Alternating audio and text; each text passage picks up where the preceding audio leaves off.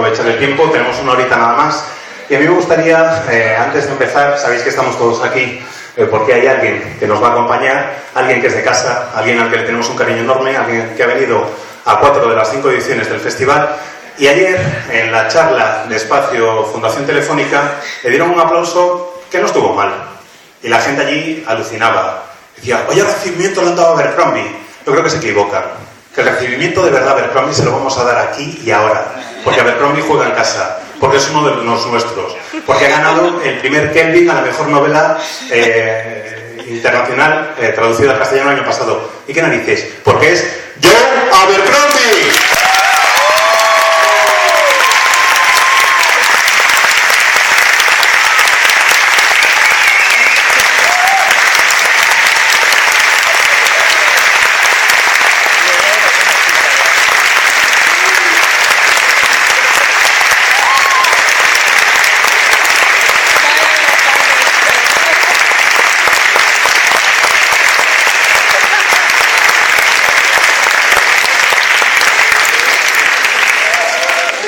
Os habéis portado, la verdad.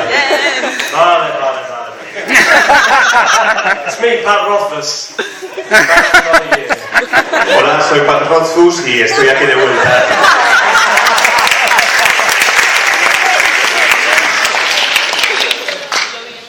Bueno, si estáis aquí sabéis que Joe es uno de esos autores que tiene una enorme virtud, que es un tipo que es uno de los nuestros, que aunque lo diga medio de coña, ha sido friki toda la vida, lo sigue siendo, aunque trate de disimularlo, y eso se nota en todo lo que escribe, porque escribe desde el cariño al género, porque es capaz de coger grandes tópicos y darles la vuelta. Así que, antes de empezar a hablar de su obra, vamos a hablar un momentito rápido de alguna de sus influencias, que seguro que ya las sabéis, pero que me gusta siempre poner un poco en contexto, por si acaso a la gente, que sepan de dónde sale un universo tan personal como el de Joe. Sí.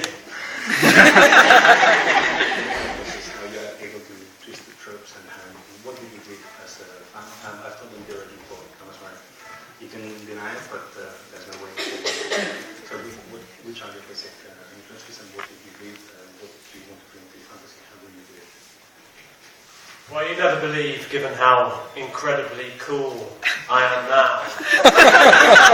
I was indeed, at one time, a geek. And proudly so. I have pots full of dice at home. I played an awful lot of Dungeons and Dragons and other role-playing games as a kid. I had squared paper. Not just squared paper, but squared paper of every size. Every different size of squares. Every different colour of ruling. I had faint ruled and strong ruled for different purposes. I was a geek, yes. I suppose it was Lord of the Rings, really, a little-known work by British author J.R.R. Tolkien, which began my love affair with the fantastic. And then I moved gradually by small degrees to the harder stuff, things like Dragonlance, Eddings, Terry Brooks. And before I knew it, I was popping things like Fritz Leiber, Jack Vance. There was just no end. I couldn't stop. And I read fantasy throughout my formative years, I suppose, until the age of maybe 17 or 18. I'll let you get on with that. Pues sé que cuesta creerlo considerando lo que molo ahora y la pinta de tío guay que tengo, pero yo también tengo un pasado y fui friki. De hecho, todavía conservo en casa tarros llenos de dados de muchas caras distintas, que eran los que utilizaba para jugar a Dungeons and Dragons de crío y con mis amigos. De hecho, no solo tengo dados, sino que por ahí deben andar resmas de papel cuadriculado. Y cuando digo papel cuadriculado no me refiero a este de libretita normal que os imagináis. No. Eran con cuadrículas de todos los tamaños y colores para poder hacer los mapas. Eran con cuadrículas y utilizaba también fosforitos y reglas de distintos colores para trazar las siluetas de lo que tenía que dibujar. En fin, tenía todo el arsenal y sí, reconozco que soy y he sido friki. En cuanto a mis lecturas principales, pues una obra de un autor británico poco conocido, no sé si os sonará, El Señor de los Anillos, de un tal J.R.R. Tolkien. Pues esa fue la obra responsable de que me enamorase de la fantasía, del género fantástico. A partir de ahí ya me fui metiendo luego en ven a cosas más duras, tipo las crónicas de la Dragonlance, la obra de Dave Eddings, los libros de Terry Brooks, y antes de darme cuenta ya estaba en lo realmente duro de verdad. Cogía, como quien no quiere la cosa, las novelas de Fritz Leiber, de Jack Vance, en fin, lo duro, lo realmente bueno. Creo que la fantasía me acompañó durante todos mis años de formación, durante todos los años mientras iba creciendo, y era lo que leía principalmente hasta que cumplí los 17 o 18 años más o menos. Who needs to speak Spanish? ¿Que para qué hace falta hablar español? I was going to say, before you really interrupt me, I was always steeped in fantasy, I guess, but I always read a lot of other things as well. And I read all sorts, you know, classics like Dickens and Jane Austen, and a lot of Russian authors like Tolstoy and Solzhenitsyn, and some thriller writers like James Ellroy and Dashiell Hammett, and a lot of westerns. So I was reading all kinds of stuff, and I suppose over time I started to get a little bit frustrated by the way that fantasy, or at least the core epic fantasy that was at the front of the bookstore, the stuff I was picking up, seemed to repeat the same patterns over and over a lot and become a little bit predictable, a bit one-noted. And I wondered why there weren't people doing the kind of character-focused things I saw in some literary fiction, or the kind of edgy and shocking things I saw in some thrillers. And so I was conscious, I suppose, a little bit of what was missing from the fantasy I was reading. Pues antes de que me interrumpieras de forma tan maleducada, estaba tratando de contarles que me encanta la fantasía, pero que no era lo único que leía. Estaba muy metido en fantasía, desde luego, pero mis lecturas eran mucho más amplias. Abarcaban también los clásicos, la obra de Charles Dickens, de Jane Austen, autores rusos como Tolstoy o Solzhenitsyn, autores de novela negra como James Ellroy, como Dashiell Hammett. Leía también novelas del oeste. Estaba leyendo todo el tiempo y formaban parte de mi menú habitual de lecturas. Lo que ocurre es que me di cuenta con el paso del tiempo de que la fantasía que a mí me gustaba no hacía más que repetir una y otra vez los mismos patrones. Por lo menos la fantasía que estaba a mi alcance en los primeros estantes de las librerías era predecible hasta cierto punto, y eso hizo que me empezara a preguntarme por qué no se desarrollaban los personajes tal y como se desarrollaban en otros géneros, en otras de mis lecturas. ¿Por qué en una novela de fantasía no había esa capacidad de sorpresa como la que me encontraba en un thriller, por ejemplo? Y fui siendo consciente poco a poco de que eso era precisamente lo que faltaba en la fantasía que yo leía. De hecho, tras esta respuesta de Joe, eso me lleva a la siguiente pregunta que tenía en mente. Y es que para mí una de las grandes características de Joe es que concibe el personaje como la piedra angular de la historia. Sin un buen personaje no hay una historia. De todas sus novelas podéis destacar inmediatamente por lo menos 3 personajes casi sin pensar, que se os quedan en la mente. Si digo Logan, si digo Bayas, si digo Monsa, si digo Jarvi, me podría pasar la hora recitándolos uno tras otro, y cada uno de ellos tiene una personalidad distinta, cada uno de ellos tiene un momento diferente en el que es capaz de sorprender al lector precisamente. Y me gustaría preguntarle a Joe por el proceso de creación de personajes, por cómo les da vida sobre el papel y cómo los va concibiendo, si oye una voz en su cabeza y a partir de esa voz construye al personaje, y si la historia surge porque primero tiene un personaje en mente y decide contar lo que le ocurre y se le va ocurriendo, o si tiene la historia y en realidad es tan bueno que es capaz de crear personajes que le sirvan para desarrollarla.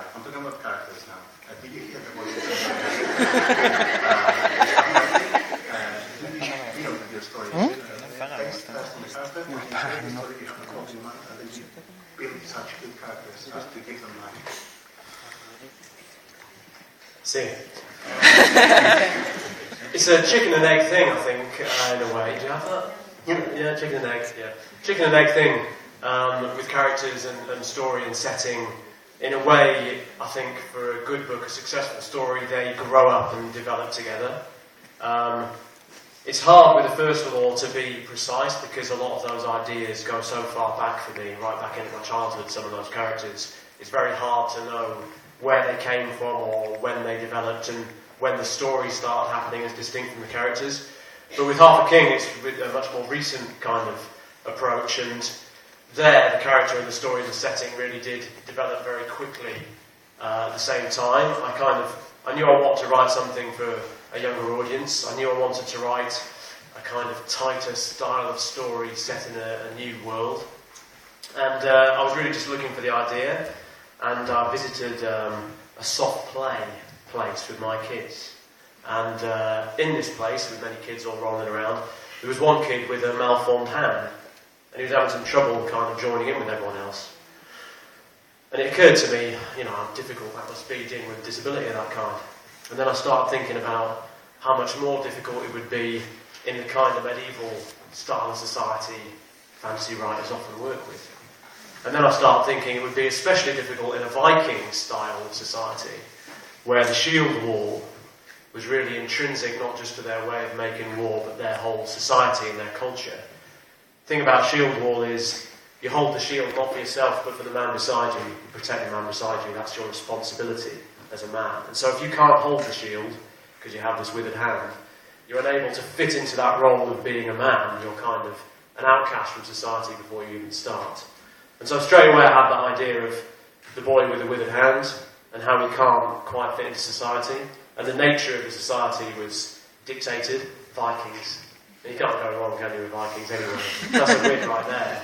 And then I started thinking, if he was the son of a warlike king, it'd be double the pressure to deliver on that manly kind of ethic. And if they were a nation that was endlessly at war with a neighbouring kingdom, that would kind of support this notion of having to really be a great warrior. And so aspects of the setting and of the character and of the plot that was going to be followed kind of developed very quickly, like dominoes falling, and as I thought about an idea of the setting, that informed some of the characters. So I thought about the characters, that informed some of the plot. And so they grow up together, I think, really. Partly in the planning. I'm going to just keep going, obviously, now. So, I've never broken him yet, unfortunately. Partly in the planning, and partly in the editing, again, and in the writing, the characters develop and grow and change. And you work out what works, and you apply it as you finish a book off. Translate that. Es un poco como la situación del huevo y la gallina, que no sabes muy bien qué es lo que vino antes. Yo creo que los personajes y las historias, en muchos casos, en mis obras, van creciendo casi juntos, se desarrollan en paralelo prácticamente. No lo puedo asegurar al 100% en el caso de la trilogía de la Primera Ley, porque ya hace bastante tiempo y que la escribí, y aparte de eso, porque algunos de los personajes protagonistas me han acompañado desde mi niñez. Han estado conmigo desde hace muchísimo tiempo y me cuesta acordarme de qué es lo que vino antes. Sí tengo más fresco, por ejemplo, el proceso de escritura y de creación de la trilogía de Marc Quebrado y de la novela del Medio Rey. Y allí, tanto la historia como los personajes se desarrollaron en paralelo y de una manera bastante rápida. Quería contar una historia para un público, para un lector medio, más joven del lector habitual de mis novelas. Eso lo tenía claro cuando me planteé escribir la trilogía. Quería hacerlo en un mundo nuevo y contar unas ideas un poco distintas a las que solía abordar en mi literatura. Y recuerdo que un día llevé a mis hijos a un parque infantil donde estaban jugando con otros niños y vi que había un chaval que tenía una mano deforme, tenía una mano que tenía una deformidad y con la que no podía, que le impedía jugar con tanta facilidad como los demás allí en aquel parque infantil. Y me di cuenta de los problemas que eso le podía suponer a la hora de jugar y a la hora de integrarse. Me di cuenta de que si eso era difícil para ese niño en una sociedad moderna, cuánto más difícil no sería en la Edad Media. Cuánto más difícil no sería para alguien con una deformidad sobrevivir y adaptarse a una sociedad como la de la Edad Media. Y eso me llevó a pensar en una sociedad como la de los vikingos. Si en la Edad Media era difícil, en una sociedad vikinga ya no os quiero ni contar, porque en esa sociedad hay un elemento básico que es la muralla de escudos. La muralla de escudos es un elemento, una táctica bélica de lucha que no es solo básica para los combates en la sociedad vikinga, sino que es un elemento intrínseco de la propia sociedad, la define. Porque cuando estás en un conflicto y tienes un escudo que sujetas, no lo sujetas para cubrirte tú, lo sujetas para proteger a tu compañero. Cada guerrero usa el escudo que sujeta para proteger a su compañero. Tienes que estar ahí para defender al que tienes a tu lado. Si tienes una mano deforme y no puedes sujetar un escudo, no puedes formar parte de esa cadena solidaria de escudos que protegen unos a otros. Así que imaginaos cómo podía ser la vida de alguien que tuviese esa mano deforme en una sociedad así, que no puede adaptarse al papel que se espera de un hombre, de un guerrero, de un luchador en esa sociedad. Lo difícil que tendría que ser para ese tipo de personas el integrarse en una sociedad como la vikinga, se convertiría rápidamente en un marginado. Me di cuenta de que si quería contar una historia como la que se me estaba ocurriendo en esos momentos, tenía que ambientarla en un mundo de vikingos, porque, oye, con vikingos no te vas a equivocar nunca. O sea, si pones vikingos, ya está bien todo, hagas lo que hagas. Entonces, me di cuenta de que sí, podía estar bien contar ese tipo de historia. Y ya me puse a pensar en el personaje. Y pensé si además de ser un guerrero que tiene la mano deforme, resulta que encima es el hijo de un rey. Y no de un rey cualquiera, sino de un rey muy belicoso. De un rey que está empeñado en luchar en todo momento. La presión extra que tendría que suponer para ese chaval el no poder alcanzar los estándares de virilidad que se esperaban del príncipe heredero. Y además ser de un reino que está en constante lucha con el reino vecino. Y todo eso me fue llevando a pensar en el personaje. Y cada vez que pensaba en el personaje, se me ocurrían nuevos elementos de esa sociedad. Y cada vez que se me ocurrían nuevos elementos de la sociedad, se me ocurrían nuevos elementos del argumento. Y así iba todo cayendo en una sucesión como fichas de dominó que van tirándose unas a otras. El entorno me llevaba al personaje, que me llevaba al argumento, y así constantemente. Iban creciendo juntos en este caso. Y eso formó parte no solo del proceso de planificación de la trilogía, sino del proceso de revisión que me permite desarrollar la historia y hacer que vayan creciendo en paralelo también los personajes.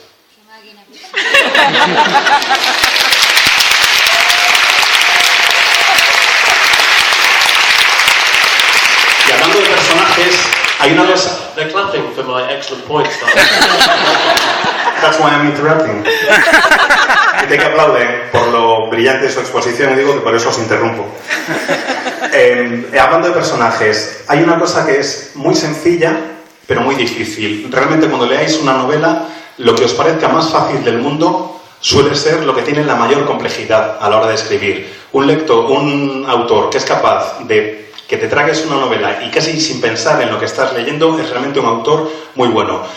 Joe tiene una enorme virtud para presentar personajes con 3 pinceladas y es capaz de dotar de personalidad distinta a cada uno simplemente con tics. Si pensamos en Nico Mokoska, por ejemplo, se nos ocurre no solo que beba, sino las erupciones cutáneas que tiene y cómo se está rascando y cómo suda. Es un personaje muy físico en ese sentido.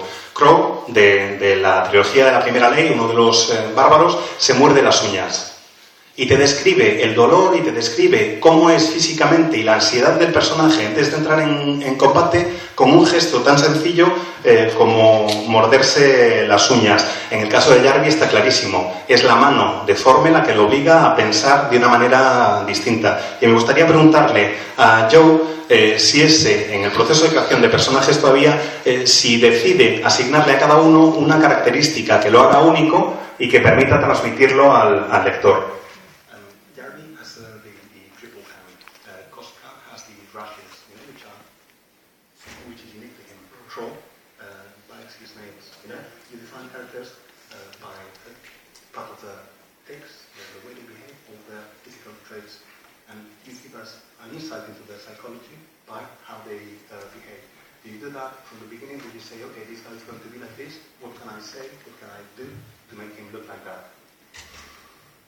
Yeah, I mean, when I'm trying to build a character, I'm always looking for those tics and those features and those kind of physical characteristics or mannerisms that will make them distinctive and that perhaps say something deeper about the nature of this person. So Diego was saying Craw bites his nails, and that kind of says something about him as a guy who's constantly worrying about trying to do the right thing, toe the right line, look after his people. I think sometimes those mannerisms come to you ahead of time, and they're just an essential part of the character. As with Jarvis Hand, obviously, that's fundamental to who he is and his whole role within the world and the story. Something like Koska's rash, I think that was just something that happened while I was writing. It just occurred to me, he's got this scabby bald patch, this filthy mercenary with his scabby bald patch. Because people might be quite scabby, living these sort of unpleasant lives.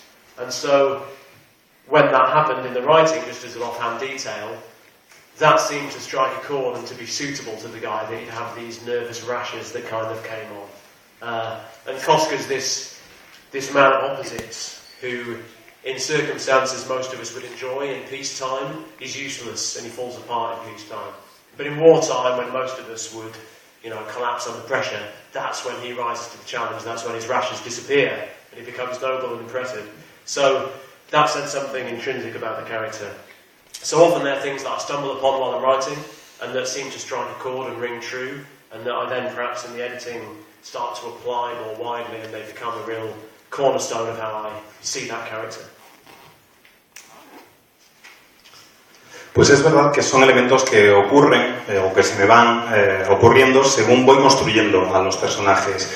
Cuando escribo un personaje me imagino sus manías, sus hábitos, sus manierismos hasta cierto punto, si queréis, y trato de utilizar distintos gestos, distintos hábitos para reflejar elementos más profundos, efectivamente, de la personalidad de esos personajes. En el caso de Crow, por ejemplo, es verdad que se muerde las uñas. Un tipo que se muerde las uñas, tal como lo hace este personaje, denota una serie de cuestiones psicológicas. Por ejemplo, que es alguien que está preocupado todo el rato, que está nervioso, que tiene cierta ansiedad por saber si está haciendo lo correcto, por saber si está protegiendo a su pueblo. Y a veces estas manías, o a su gente, mejor dicho, y a veces estas manías, estos gestos, estos hábitos, se me ocurren de buenas a primeras. Y otras veces, pues van creciendo según va creciendo el papel del personaje en la historia. En el caso de Koska, no se me había ocurrido lo de que tuviera pues esas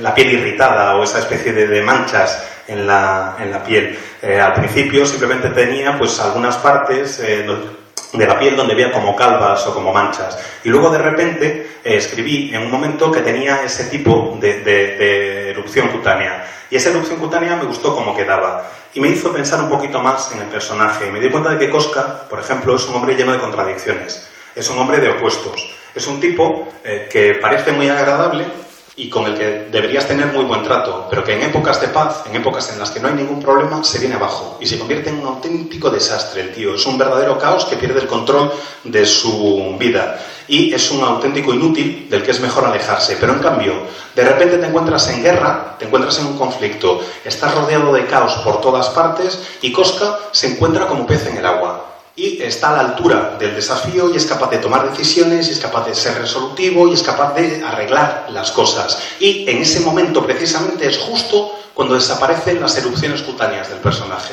Cuando está bajo semejante presión es cuando él se encuentra a gusto y esas manchas que son de carácter nervioso desaparecen realmente. Y eso se me ocurrió revisando el texto y lo fui añadiendo. Por eso el proceso de revisión es muy importante para mí, porque me ayuda a ver qué elementos he ido incluyendo a veces de forma inconsciente que pueden convertirse en algunas de las claves del personaje. Bueno, y yo os decía que lo del personaje, los personajes son el elemento básico de la historia, porque si os fijáis, casi todas las novelas de Joe, y esto no es una crítica sino un elogio enorme, se basan en personajes que se encuentran entre la espada y la pared, que tienen que tomar en un determinado momento una decisión concreta y en función de la decisión que tomen, eso va a tener un impacto en su carácter. En función de lo que hagan, eso va a determinar en parte cómo se va a desarrollar el resto de la historia. Joe, ya ha quedado claro, no es un escritor de blanco y negro, no es un escritor de buenos y malos normalmente, sino que lo realmente interesante es que primero haga que te enamores del personaje y luego, en lugar de matarlo como Martin, le hace una putada aún mayor, que es ponerlo en situaciones donde haga lo que haga, va a salir perdiendo. Y le quiero preguntar por qué es tan cabroncete, por qué es tan retorcido y por qué le quiere tan mal a sus personajes.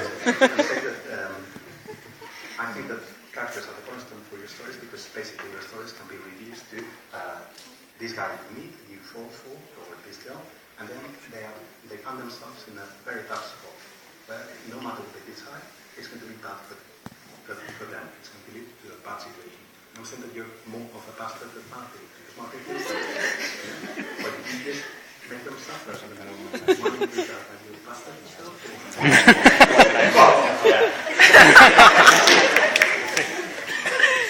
I think we like to see characters suffer. If there's no suffering, if there's no danger, if there's no risk, then that bleeds a lot of the tension out of the story. And I think that was part of the thing that I found unsatisfying about the fantasy I was reading as a kid, was that I saw the same thing repeated so often that you'd feel you knew what was going to happen, and you'd generally be right. And what was amazing to me when I read Game of Thrones for the first time, Game of Thrones I should say, was that clearly the characters weren't safe.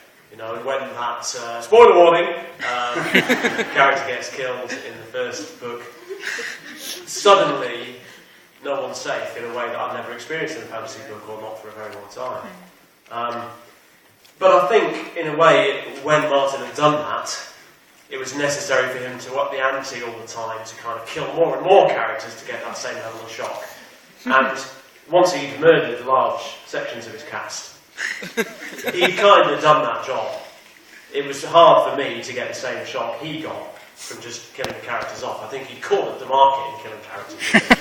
So it's important to kill characters so you have that sense that people aren't safe. So you can deliver some of those shocks and surprises. But at the same time, there's other things you can do with characters. And I myself really like patterns and shapes in books. I like balance and order and circularity. And so I like characters to their path through a book to have a certain shape and a certain purpose. And I think often when a character dies halfway through, that clearly spoils the opportunity to deliver some kind of shape and purpose with the arc of that character.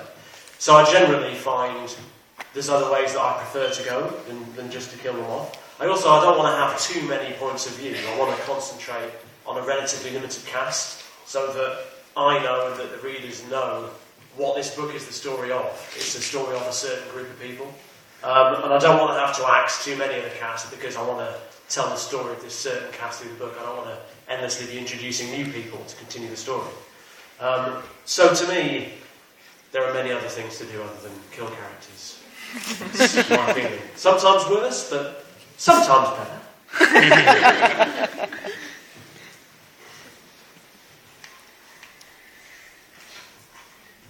La verdad es que creo que a todos nos gusta ver sufrir a nuestros personajes favoritos. Nos gusta que los personajes sufran. Creo que si no sufren, si no hay peligro, si no hay un riesgo real para los personajes, estás quitando parte de la tensión que pueda tener el relato. Y creo que en el fondo eso es lo que me disgustaba de la fantasía que leía cuando era más joven, casi cuando era un crío. Quería tratar de ver algo semejante en un género que me gusta mucho, como es la fantasía. Por eso la primera vez que leí Juego de Tronos me quedé alucinado, porque vi que los personajes no estaban a salvo. Ojo que voy a destripar parte del argumento de la primera novela, pero hay un momento en el que uno de los protas de Juego de Tronos muere porque le cortan la cabeza. Y en ese momento es cuando te das cuenta de que no hay ni un solo personaje que esté a salvo.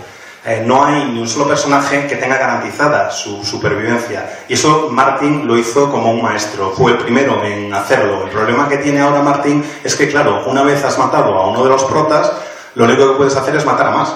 Tienes que ir a más, porque si no, no vas a poder generar la misma sensación de shock, la misma respuesta en los lectores. Y es muy difícil que otros autores, ya le cuesta a él mantener esa tensión, es muy difícil que otros autores consigan hacerlo. También podría decirse, en cierta forma, que Martin ha acaparado absolutamente todo el mercado de asesinato de personajes en fantasía, por lo menos. Y lo que se me ocurrió a mí es que, bueno, la muerte no tiene por qué ser lo peor que le puedes hacer a un personaje. Le puedes hacer otras cosas, puedes hacer que sufran de otra manera. Y eso es lo que he tratado de hacer en mis novelas. Además me encantan los patrones, me gusta el equilibrio, me gustan las historias que son hasta cierto punto circulares, que pueden cerrarse sobre sí mismas, que te permiten contar una evolución. Por ejemplo, si te cargas al personaje, te estás cargando su posibilidad de evolución a lo largo del libro, te estás cargando su posibilidad de que crezca, de que cambie, de que te ayude a contar la historia. Un personaje que está muerto es un personaje cuyo arco no se ha llegado a completar, por así decirlo, cuyo arco narrativo no se ha llegado a completar. Y creo que puedes completar un arco narrativo y hacer sufrir a tus personajes al mismo tiempo sin necesidad de que mueran. Por otra parte, no me gusta utilizar demasiados puntos de vista distintos en mis novelas. Prefiero que sean pocos personajes con puntos de vista muy claros para que el lector se involucre y para que puedas seguir el desarrollo de la historia. No quiero cargarme, por tanto, a uno de esos pocos personajes que he creado y que eso me obligue a cambiar la historia, a no darle continuidad al relato que tenía en mente. Con lo cual, la muerte no tiene por qué ser el destino final de mis personajes, y a pesar de ello pueden sufrir. A veces el destino final que les espera puede ser peor que la muerte, y a veces algo mejor. Me gustaría pasar ahora un poquito al proceso. Él ha mencionado lo de los patrones, lo de la historia circular. Hemos hablado un poquito de los personajes, vamos a aparcarlos por un segundo, volveremos a ellos, pero el personaje es muy importante, es la base, es el cimiento, pero la novela es una historia, a fin de cuentas. Y me gustaría saber cómo es el proceso en que concibe la historia. Él decía ayer, por ejemplo, en Madrid, que la planificación es la fase que más le gusta. La planificación y la revisión. Y a mí me gustaría saber cómo es la planificación de una novela de Joe Abercrombie. ¿Qué es lo que hace? Tiene la idea y empieza a escribir en post-its, hace líneas temporales de estas con hilos, como hemos visto algunos autores, lo apunta en libretas, hace esquemas, esa historia está ya definida y luego lo que hace es rellenarla.